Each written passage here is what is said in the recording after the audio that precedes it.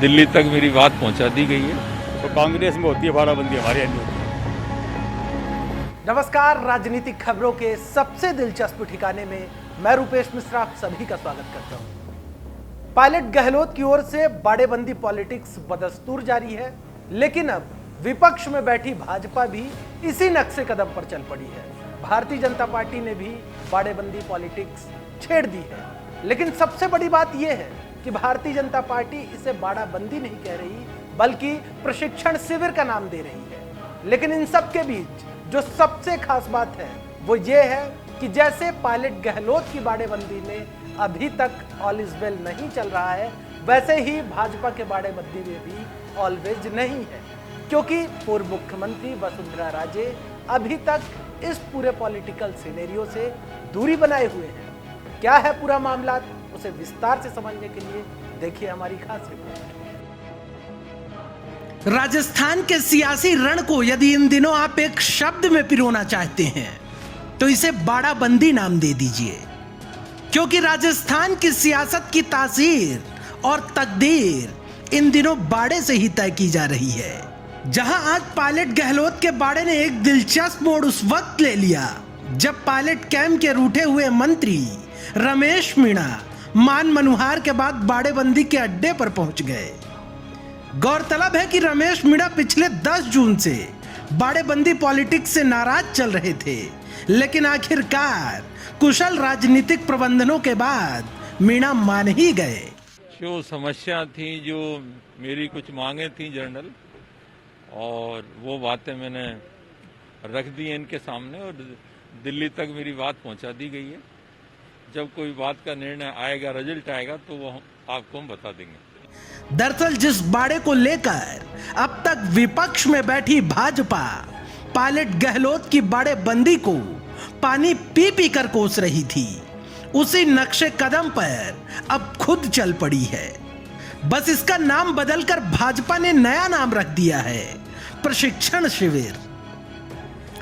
गौरतलब है कि मुख्यमंत्री गहलोत ने सियासी चौसर में सेफ गेम खेलते हुए अपने विधायकों को 10 जून को ही बाड़े तक सीमित कर दिया था, जिसके बाद भाजपा ने इसे बड़ा मुद्दा बनाया था। लेकिन अब भाजपा भी क्रॉस वोटिंग सहित तमाम एहतियातों के मद्देनजर अपने विधायकों को सीतापुरा स्थित क्राउन प्लाजा में शिफ्ट कर दिया।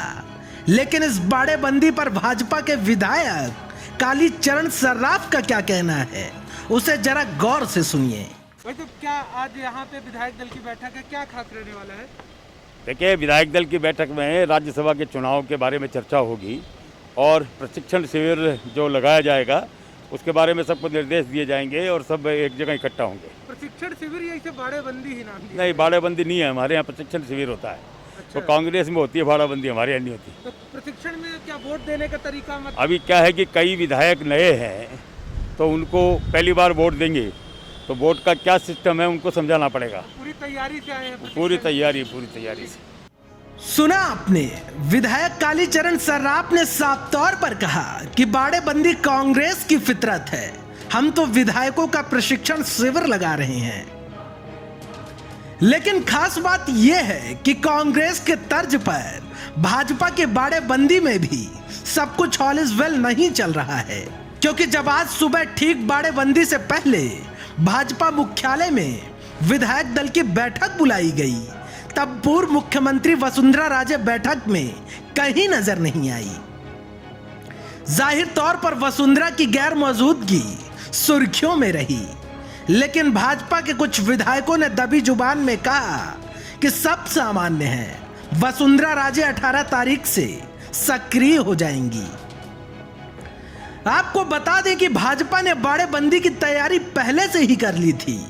सुबह से ही भाजपा मुख्यालय में विधायकों को ले जाने के लिए बसें भी तैनात कर दी गई थी। कांग्रेस पार्टी की तर्ज पर अब भारतीय जनता पार्टी भी अपने विधायकों की बाड़ेबंदी कर रही है। इस वक्त हम मौजूद हैं भाजपा मुख्यालय। आप देख सकते हैं ये भाजपा मुख्यालय का नज़ारा है। तमाम जो विधायक हैं वो आना शुरू हो गए हैं और ये विधायक अब बाड़ेबंदी में जाने वाले। आप देख सकते हैं ये वासुदेव देवनानी जी हैं। आप देख सकते हैं ये यहाँ पे आए हुए हैं भारतीय जनता पार्टी मुख्यालय में और यहीं से सीधे विधायकों को बाड़े में ले जाया जाएगा। मैं अपने सहयोगी से कहूँगा एक बार भारतीय जनता पार्टी मुख्यालय के बाहर जो बस बुलाई गई हैं, जिन बसों में विधायक जाएंगे, वहाँ का नज़ारा दिखा दें। एक बस आप ये देख पा रहे हैं, इसके पीछे फिर 2 बसें लगाई गई हैं और फिर ठीक इधर साइड एक बस और लगाई गई है। भारतीय जनता पार्टी मुख्यालय के बाहर कुल 4 बसें जो हैं वो बुलवा ली गई हैं और इन्हीं बसों से जो बीजेपी के विधायक हैं वो बाड़े में ले जाए जाएंगे। लेकिन भारतीय जनता पार्टी का यहाँ पे ये कहना है कि जो बाड़ेबंदी की जो सियासत है वो कांग्रेस पार्टी करती है। भारतीय जनता पार्टी अपने विधायकों को प्रशिक्षण देने के लिए शिविर के नाम पर लोगों को ले जाएगी और वहाँ पे राज्यसभा का मतदान कैसे करना है ये प्रक्रिया समझाएगी। लिहाजा देखा जा सकता है कि कहीं ना कहीं जो दोनों दल हैं उनको इस बात का डर है कि जो उनके विधायक हैं कहीं छिटक न जाए और जो कहीं क्रॉस वोटिंग का जो खतरा है वो मंडरा रहा है और जिससे दोनों दल भयभीत हैं। लिहाजा इस प्रकार की जो बाड़ेबंदी पॉलिटिक्स है वो प्रदेश में अब बिल्कुल परवान पर चढ़ चुकी है। खैर 19 तारीख का दिन तय कर देगा कि बाड़ेबंदी इनकी कामयाब हो पाती है राजनीतिक दलों की या फिर क्रॉस वोटिंग होगी। कुल मिलाकर राज्यसभा चुनाव की वोटिंग को लेकर भाजपा और कांग्रेस दोनों ही हर मोर्चे की रणनीति तैयार करने में जुट गए हैं ताकि कहीं से कहीं तक चूक ना होने पाए, क्योंकि यदि ऐसे वक्त में चूक हुई तो सियासी मायने बड़े दूर तलक जाएंगे।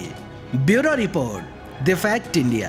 तो देखिए आपने हमारी ये खास रिपोर्ट कि किस प्रकार से राजस्थान की सियासत में इन दिनों राज्यसभा का सियासी रण फतह करने के लिए जो बाड़ेबंदी पॉलिटिक्स है वो परवान चढ़ने लगी है।